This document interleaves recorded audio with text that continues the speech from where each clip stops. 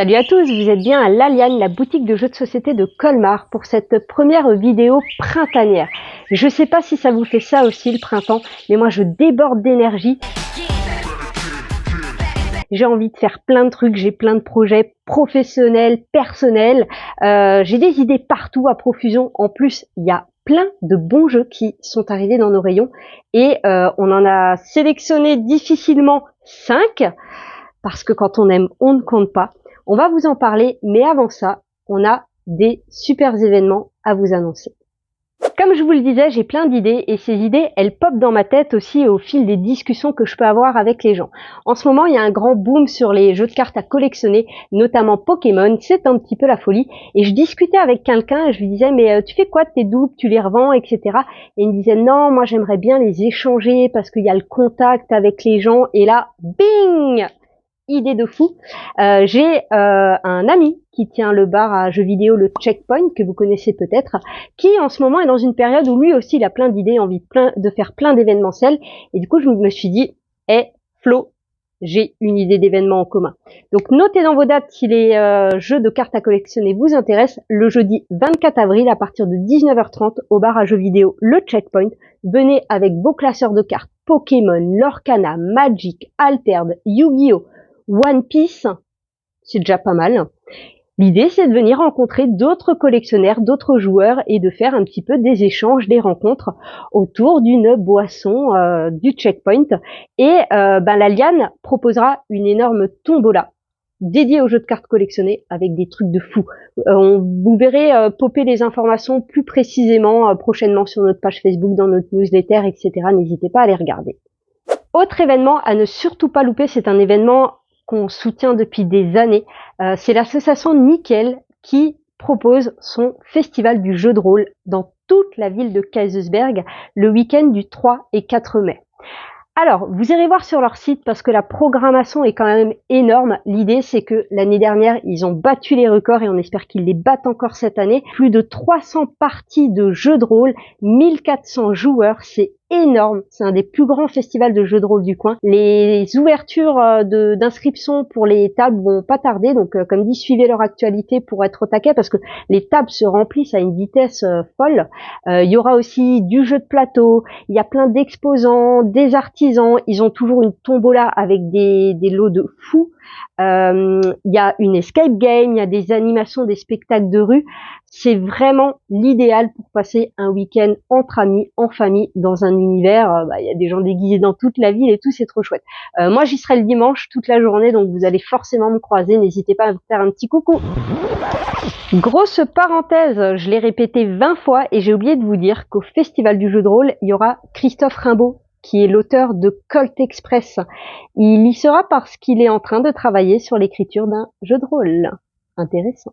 Dernier événement ludique, on vous en a parlé un petit peu déjà dans la dernière vidéo news, mais on remet une petite couche. Le 11 avril, la ludothèque de Réguisheim organise les 30 heures du jeu. Vous n'êtes pas obligé de faire les 30 heures d'affilée, mais si vous êtes chaud bouillant et que ça vous va de pas dormir la nuit, eh bien, vous pouvez y aller. Vous serez super bien accueillis. Il y aura plein de nouveautés, plein d'anciens jeux à tester aussi, parce qu'il n'y a pas que les nouveautés dans la vie. Ouais, ça va être cool.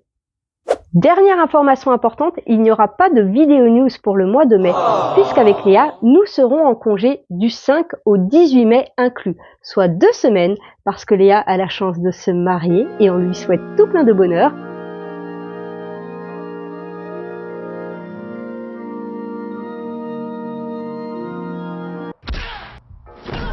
Donc il lui faut bien ces 2 semaines pour organiser son mariage et pour se remettre de toute cette folie. On est dans une période où il y a énormément de 2 joueurs qui sortent. Il y en avait déjà pas mal l'année dernière, mais alors là, c'est 2 joueurs. Ce qui prouve qu'en France, on joue énormément en couple. Donc, n'hésitez pas à vous trouver un duo dans la vie. Mais sinon, vous avez des amis aussi, ça marche très bien à 2, ou parents-enfants, ça marche très bien aussi. Zénith est un des buzz du Festival de Cannes, qu'on attendait énormément et à juste titre, c'est une merveille à jouer, c'est hyper addictif.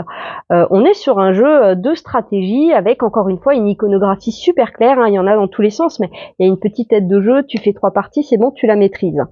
Quel est le but dans Zénith? Eh bien, C'est un espèce de tir à la corde. On va tirer ces petites planètes vers soi, donc l'autre va retirer vers lui, et si on arrive à emmener la planète de son côté, on la gagne. On gagne la partie, bien sûr on en remet une autre, on gagne la partie quand on a réussi à gagner 3 planètes de la même couleur, ou 4 différentes, ou 5 en tout. Et des fois tout va bien, et d'un coup, combo, effet de chaîne, bam bam bam, Léa vous met la tatane.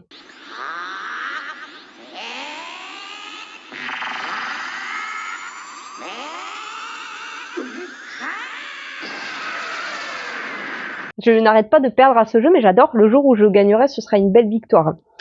Donc, comment qu'on joue? Alors déjà, on a une petite tête de jeu trop bien faite qui dit avec combien d'argent on commence. Donc, les méga crédits, avec du zénithium, avec 4 cartes en main. Bon, tout est écrit dessus, c'est comme le port salut. Néanmoins, excusez-moi. Bonne blague.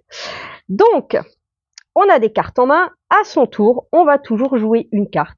Il y a 3 possibilités de jouer cette carte. La première possibilité, ça va être, on va utiliser les bons termes, la première possibilité c'est de recruter un agent. Donc je joue une carte de ma main. Je décide de jouer cette carte verte que je mets donc en dessous de la ligne verte. Elle me coûte 2 méga crédits pour l'instant. Donc je paye mes 2 méga crédits et je vais immédiatement faire les icônes. Donc là, je tire de 1 vers moi, je gagne 2 zénithium et par contre l'autre joueur tient cadeau 3 méga crédits. J'ai joué ma carte, je recomplète ma main à 4, voire plus si on a un jeton joker, mais on en reparle. Si on joue une carte et qu'on a déjà des cartes de la même couleur, chaque carte nous octroie une réduction de 1. Donc là, trop cool, cette carte, elle vaut 1, mais comme j'ai déjà une carte, elle me vaut 0. Plus on va avoir de cartes, plus on va facilement jouer des nouvelles cartes. L'autre possibilité de jouer une carte, c'est de développer une technologie. Et là, l'icône de la carte est importante.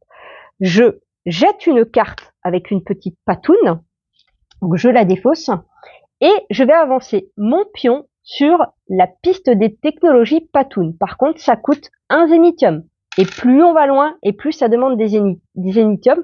Par contre, des pouvoirs trop bien, quoi. Tu as des pouvoirs au moment où tu arrives sur la case. Quand tu arrives au-dessus, tu fais le pouvoir où tu arrives et tous ceux d'en bas, d'où les effets en cascade qui font que d'un coup tu as perdu, tu n'as rien compris. Quand tu as monté toutes tes technologies, tu refais des pouvoirs. Voilà, il y a plein de petits trucs à faire. Iconographie très claire. La troisième possibilité, encore une fois avec les icônes, je jette par exemple de nouveau une petite patoune, parce que j'ai plein de petites patounes, c'est le chat.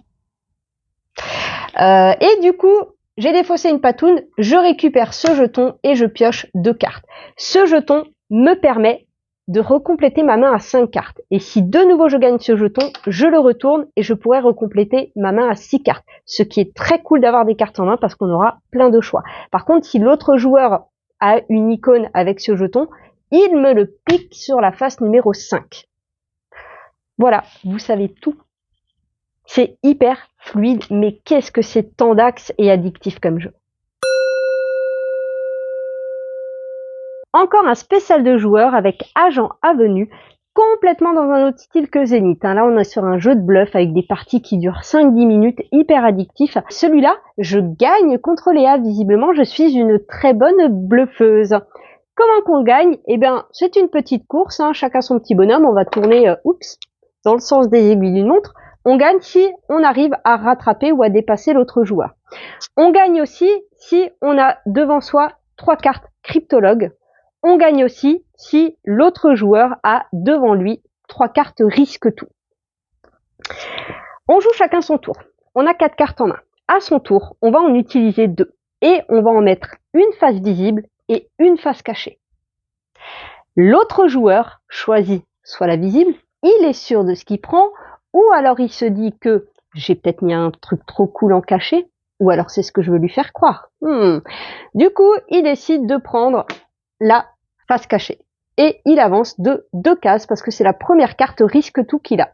1 et 2. Et du coup, moi, forcément, je récupère la carte restante. Je repioche 2 cartes. C'est à l'autre joueur qui décide, par exemple, de me mettre ça. Et on peut pas mettre 2 fois la même carte et il décide de faire ça. Moi, je me dis, ça, c'est pas mal. J'avance d'une case et du coup, lui récupère la carte qui est visible, enfin, qui restait, pardon. C'est une sentinelle qui ne permet pas d'avancer. Par contre, lorsqu'il récupérera la deuxième carte sentinelle, il avancera de 2 cases. S'il récupère la troisième carte sentinelle, il avance de 6 cases. Donc potentiellement, les pouvoirs sont exponentiels. Il y a des cartes qui font reculer aussi. Voilà, on continue à jouer jusqu'à ce qu'une des conditions soit atteinte. C'est hyper fluide. C'est vraiment, nous on le fait en 3 manches gagnantes. C'est une partie de 25 minutes. Et ça, c'était le mode de base. Il y a un petit peu un mode avancé, on tourne le plateau, c'est quasiment pareil, sauf qu'on va rajouter un marché avec des cartes. Et sur le plateau, il y a des petites icônes qui apparaissent. Lorsqu'on termine son déplacement pile sur une de ces icônes, on va pouvoir choper une des 3 cartes visibles dans le marché. Ces cartes vont soit nous faire des pouvoirs immédiats, genre recruter la première carte de la pioche agent, ok, oh bah cool, un mercenaire, j'en avais déjà un, donc j'avance de 2, potentiellement tu peux refaire des petits combos. On a également des cartes avec des pouvoirs permanents, et là, faut se méfier vachement des pouvoirs permanents. Ça rajoute pas de complexité, mais ça rajoute vraiment un petit peps qui est super sympa. On a fait quelques parties aussi avec. J'aime bien les deux.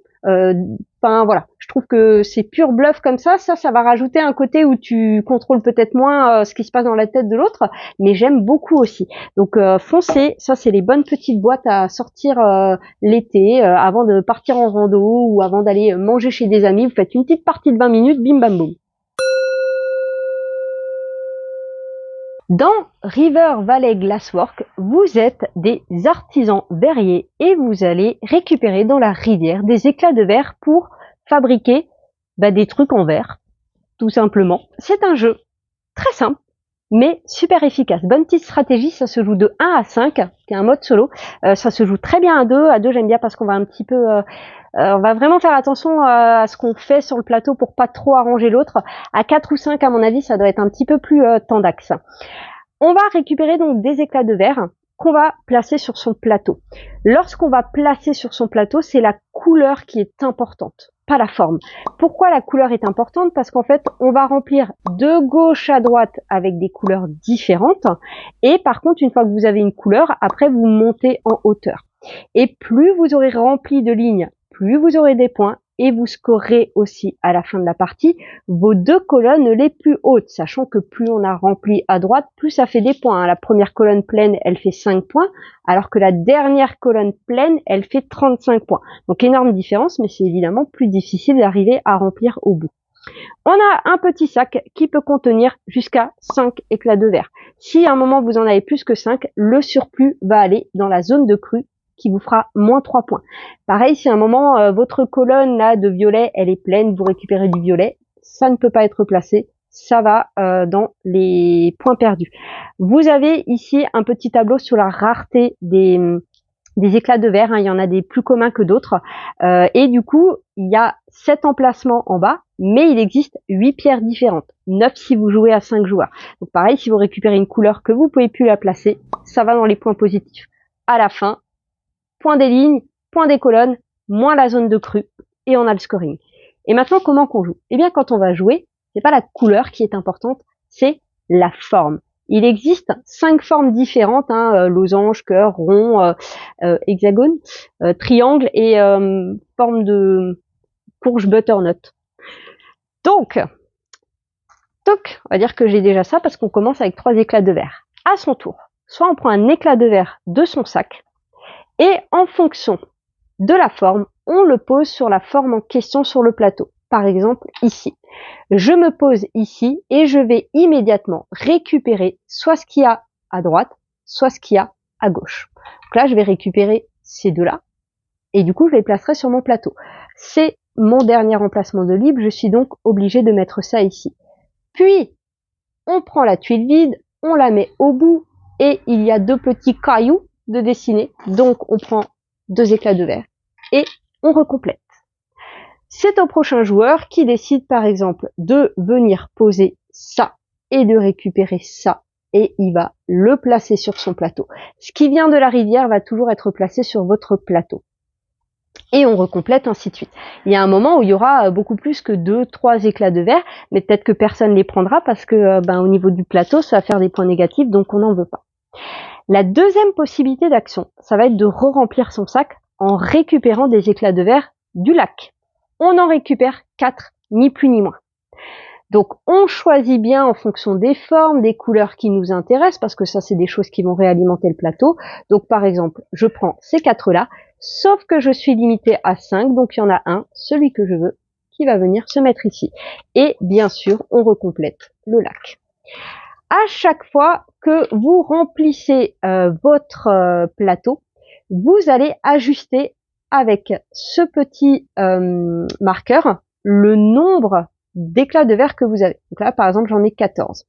Si un joueur atteint ou dépasse 17, on termine le tour en cours et on fait un dernier tour de jeu avant de compter les points. Petite subtilité de règle, lorsque la fin de partie est déclenchée, s'il y a des joueurs qui ont moins de 3 éclats de verre dans leur sac, ils vont pouvoir compléter à 3, ce qui leur permettra de ne pas passer leur tout dernier tour à récupérer dans le lac.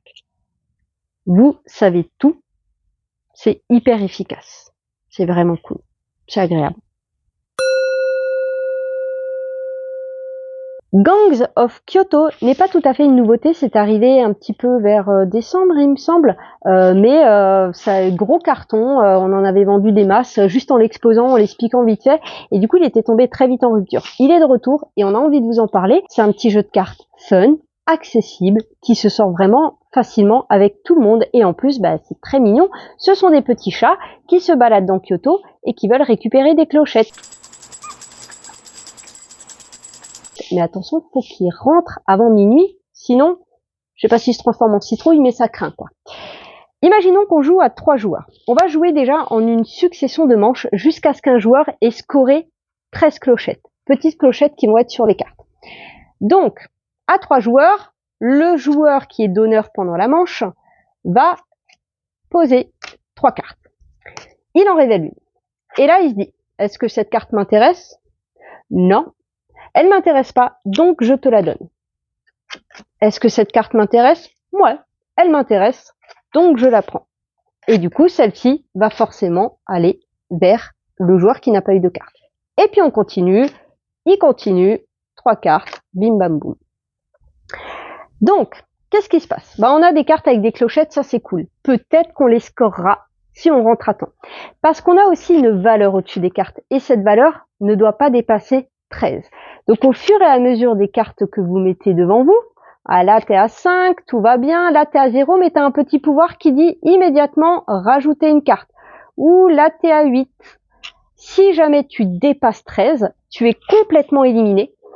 Donc, toutes tes cartes sont défaussées et les autres joueurs, ils vont scorer toutes les cartes avec des clochettes. Donc s'ils avaient autre chose que des clochettes, j'ai que des clochettes, trop cool, j'ai que des clochettes, je scorerais toutes mes cartes avec mes clochettes.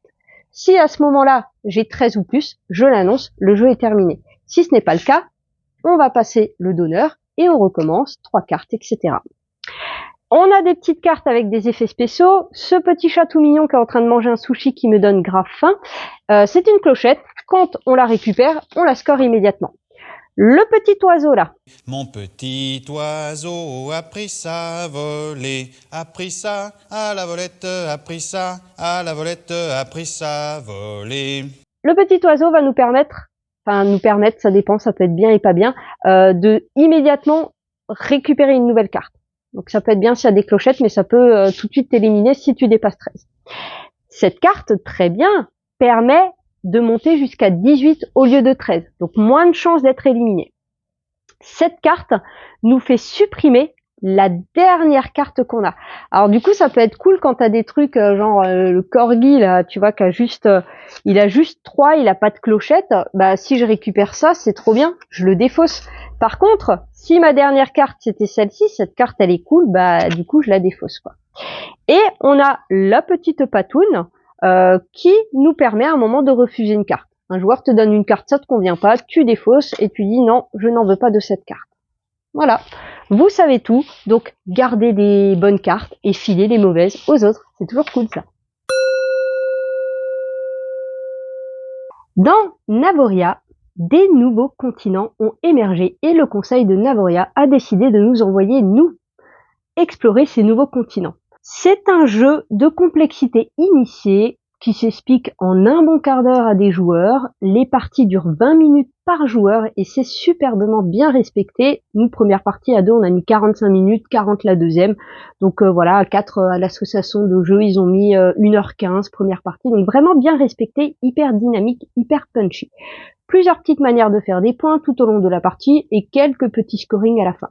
Le jeu va durer 3 manches. À chaque manche, on va récupérer 3 cartes, 4 cartes. Si on joue à 2 joueurs, c'est la mise en place que j'ai fait.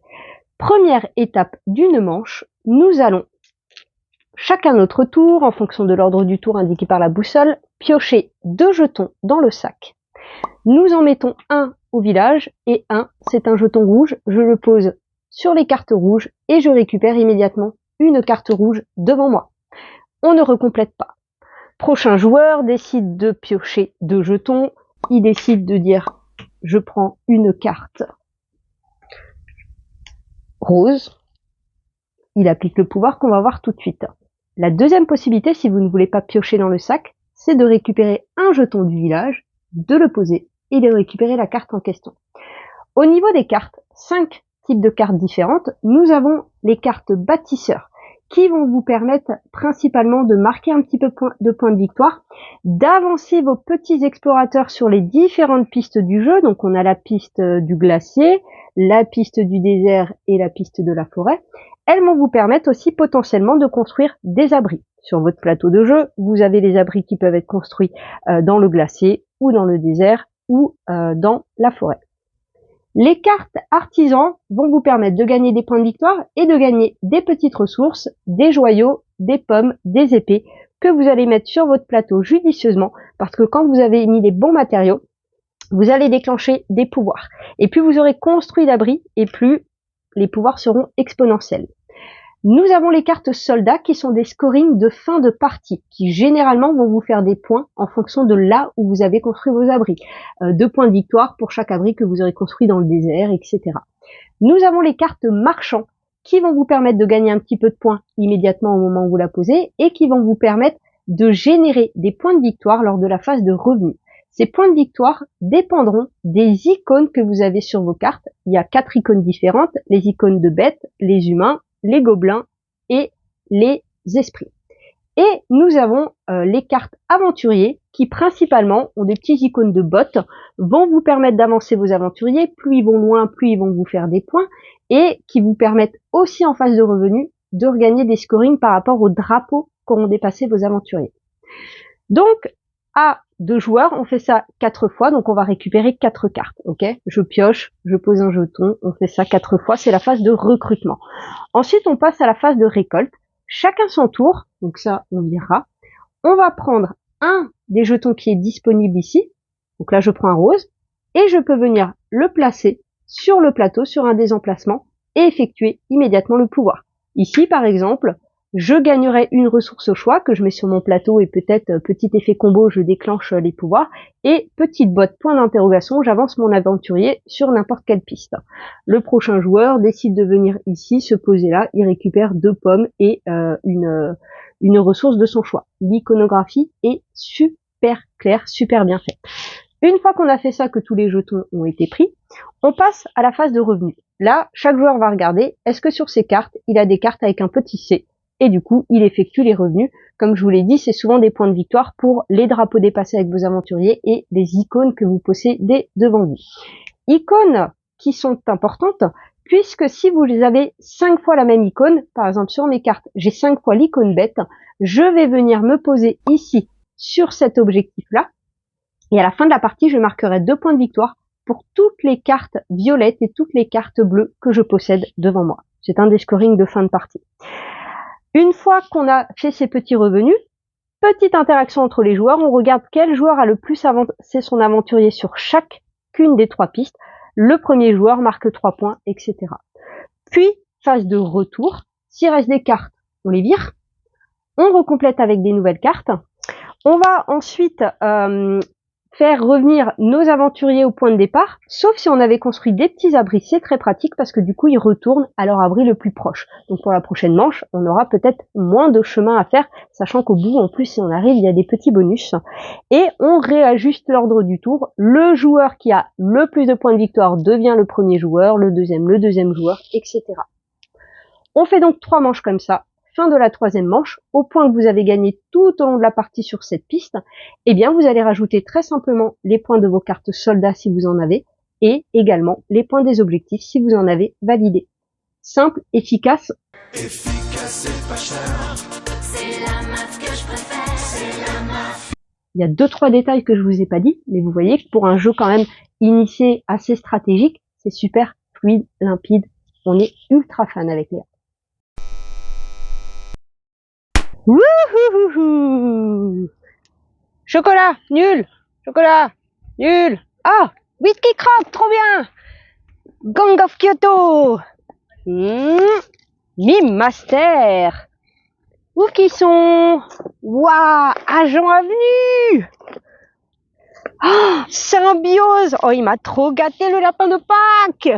Voyons voir ce que le lapin de Pâques m'a apporté. Gangs of Kyoto, avec des petits chats mignons, parce qu'après tout, ils ont les mêmes petites patounes que les lapins. Agent Avenue. Poisson Express pour les enfants, particulièrement les fans de Harry Potter, c'est un petit jeu de mémoire et de collection. Nous avons Mime Master Super Funky qui se joue de 3 à 20. Un joueur va devoir faire deviner la Macarena aux autres. Et pour ça, il va leur faire mimer. Il va leur dire mettez tous un bras devant, mettez tous un autre bras devant, tournez, etc. Et donc tout le monde fait ce que le maître dit. Et à un moment, il faut essayer de trouver qu'est-ce qu'il est en train de vous faire mimer. Plutôt funky. Symbiose, ça c'est une nouveauté qui est super chouette avec des énormes cartes. Donc si vous avez des malvoyants dans la famille, ça le fait bien. Mais petit jeu de collection, simple, efficace. Le but c'est de faire un maximum de points avec toutes ces cartes et les illustrations sont vraiment fraîches. Top Cap pour les gens qui aiment la bière et les jeux abstraits à 2 joueurs. Vraiment beau petit matos, un petit tapis, des petites capsules. C'est un jeu d'alignement, très malin, très simple, mais 100% calculatoire. Happy Mochi, si vous aimez tout ce qui est Japon, thème japonisant, c'est un petit jeu de cartes de défausse dans la lignée de Django, Odin, avec des petites cartes pouvoir, c'est ce qui fait la différence. Et bien du coup nous avons évidemment Odin qui a gagné l'As d'or, on vous en parle plus. Dans la même collection, c'était le premier, Bandido, petit jeu coopératif à partir de 6 ans où il faut enfermer le bandit. Et le petit dernier, dans la gamme des micro-games, c'est un jeu pour jouer en solo. Le 8 qui croque, c'est super agréable, ça se joue soit sur une table, soit dans la main, donc vous pouvez l'emporter partout. Si vous avez des gens qui aiment jouer en solo, et il y en a de plus en plus, c'est tout aussi bien que de jouer à la console en solo. N'hésitez pas, cadeau parfait.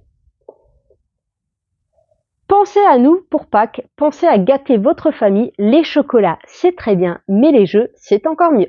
À très bientôt!